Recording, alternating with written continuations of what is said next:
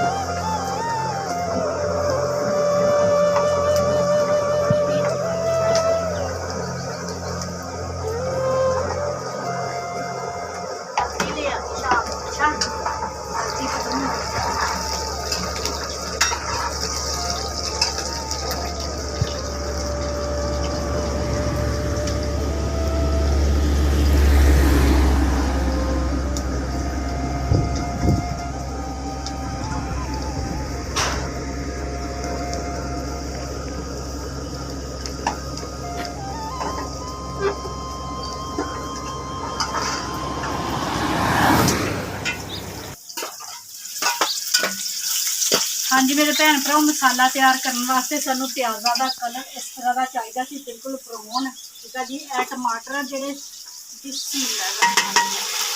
शामिल कर देते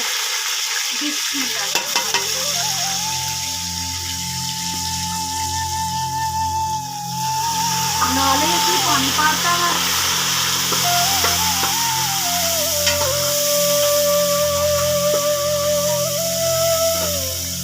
पानी नाल इस वजह पाया है कि जी असी मिर्च पाई है ना मिर्च मसाला वो सड़े ना है क्योंकि बिल्कुल ज्यादा घी गर्म होता वा। मिर्चा डायरैक्ट मसाले प्याजा से सिर दो ना एक वो सड़ जाए वा, उपरों की उन्होंने कलर है ना जो काला हो जाता है। इस वजह ना फौरन पानी का छटा लगाना जरूरी होंगे वा जो साडा मसाला है ना सड़े ना है वह कलर चेंज ना हो। ठीक है जी खुशबू इन्नी प्यारी आ रही है देख सकते मेरे भैन भरा माशाल्लाह कितना जबरदस्त ना कलर आया है। तो हुण असीं ना तकरीबन 3-4 मिनट ना मसाले में भुनना है वा तो फिर तुहानूं अगे दसदे कि अगे असीं की करना।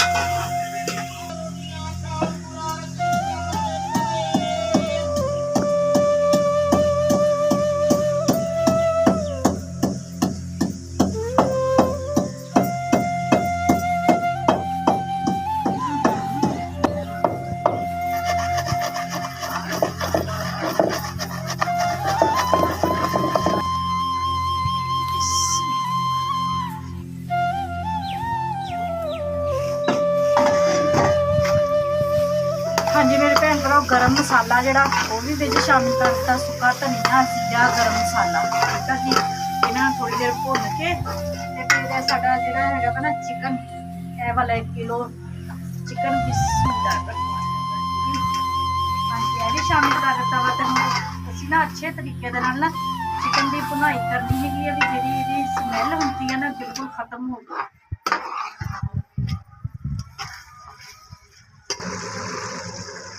हाँ जी मेरे भैन भरा चिकन मसाले दे पाया सीगा पा के तो थोड़ी देर वास्ते उन्होंने हिलाया वा। चिकन होंदा वा ना कि कई साडियां भैन भरा कहते हैं कि चिकन पकाई दा वा ना वो बिल्कुल सख्त होंदा हैगा वा भी इस तरह करके ना बोटी करो तो सूफ सूफ जिहा बन जाता है भी सॉफ्ट नहीं होंदा हैगा। ਉਹਦਾ ਇਹ ਹੁੰਦਾ ਵੀ ਜਿਹੜਾ ਅਸੀਂ ਘੇ ਦੇ ਵਿੱਚ ਉਹਨੂੰ ਭੁੰਨਦੇ ਰਹਿੰਦੇ ਨਾ ਭੁੰਨ ਕੇ ਉਹ ਸਖਤ ਹੋ ਜਾਂਦਾ ਵਾ। थोड़ा जिहा घे दे विच भुन्नो, भुन के ना ते फिर विच पा देवो पानी। ठीक है जी, ज़्यादा नहीं भुनना हैगा भी थोड़ा जिहा जरा गेड़ा दिता मसाले दे विच ते विच पा देना हैगा पानी पाइया सारा। ठीक है जी, ते पाइया सारा पानी पा के ते ढक्कन कर देना हैगा बंद। ठीक है जी, ते किचन जिहड़ा सख्त हो जाता वा ना वो सख्त नहीं होएगा, सॉफ्ट बनेगा। ये पानी जो खुशक हो जाएगा, चिकन भी सॉफ्ट हो जाएगा ते मसाला भी भुज जाएगा ते हमक भी बिल्कुल विचों जरा भी नहीं आएगी, सॉफ्ट गोश्त बनेगा चिकन। फिर भैन भ्राओ माशाल्लाह देखो साडा ना चिकन कितना प्यारा भुज गया हैगा, ए देख सकते माशाल्लाह बहुत जूसी बनया हैगा, शक्ल तो ही नज़र आ रहा हैगा वा माशाल्लाह बहुत जूसी बनया हैगा वा। ठीक है जी, पका के मैं तुहानू बोटी तोड़ के भी दिखावांगी। ए देखो शक्ल तो ही नज़र आ रहा वा ना भी जूसी बनया, सख्त नहीं होया हैगा। तकरीबन मैं ना 10 मिनट ना इन्हों हल्की आँच ते पहले बनाई की है तो फिर थोड़ा तेज़ करके बनाई की है भी जी स्मैल भी खत्म हो जाए तो जूसी भी बने। हाँ जी, बहुत अच्छे तरीके ना चिकन साडा भुज गया है वा। ते हुण गोभी शामिल कर दीए। बिस्मिल्लाह।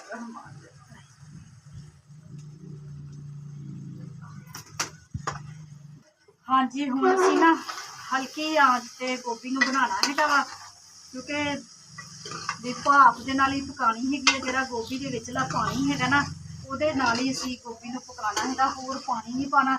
जे होर पानी पाया ना तो ज़्यादा गोभी ने खुर जाना हैगा वा। ते व्लॉग मेरा पूरा देखियो, तुहानूं मज़ा आएगा रेसिपी देख के, तो तुहाडा भी दिल करेगा भी असीं भी गोभी चिकन बनाईए। ठीक है जी, मेरे बच्चों नूं बहुत ज़्यादा पसंद हैगा वा। मैं कहा चलो अज ना गोभी ते चिकन बनाते हैं, तो माशाल्लाह फिर कढ़ाई दे विच बनाया हैगा वा। माशाल्लाह फैमिली ज़्यादा हैगी माशाल्लाह।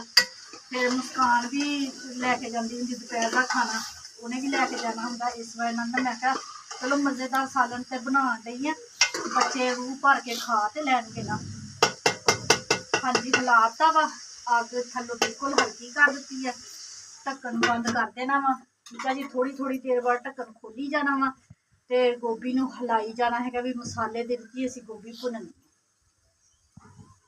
सालन साडा बन के तैयार हो गया वा। देख लो बिल्कुल घे खुले दे विच पकदा हैगा। आए आए आए आ गए आ गए आ गए आ गए आ गए आ गए खुले घे दे विच गोभी गोश्त बनदा वा माशाल्लाह। देख सकदे आ, देखो चमचे दे नाल घे लग्या होया। ठीक है जी, घे दे विच ही भुन्निया हैगा वा, जरा भी पानी नहीं पाया हैगा। ठीक है जी, ए देखो चमचा भी हिला रही है तो गोभी बिल्कुल सही है। चूचे ते मेरे जेहड़े ना हुण वड्डे हो गए तो बहुत सतांदे हैगे आ। हाँ जी, विच धनिया धुनिया पाते हैगे आ, बच्चों को थल्ले मंगवाते तो नाले हुण रोटियां पका लईए। गोभी गोश्त बन गया वा, तो मूँह चो बहुत पानी आ रहा वा भी केड़ी घड़ी ना भी फटाफट रोटी पका के ते खा लईए।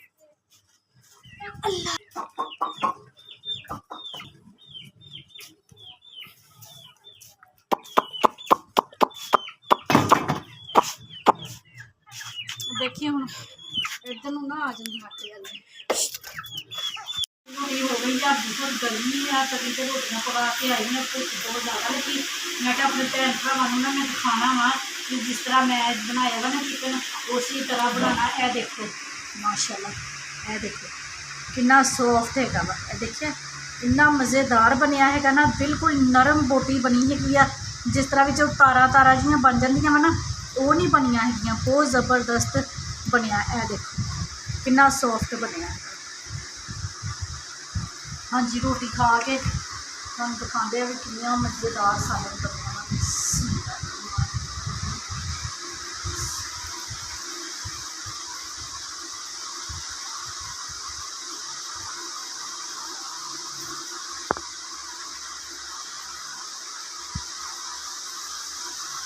हाँ जी, मेरे भैन भरा सालन इन्ना तो मज़ेदार बनया वा, क्या बता।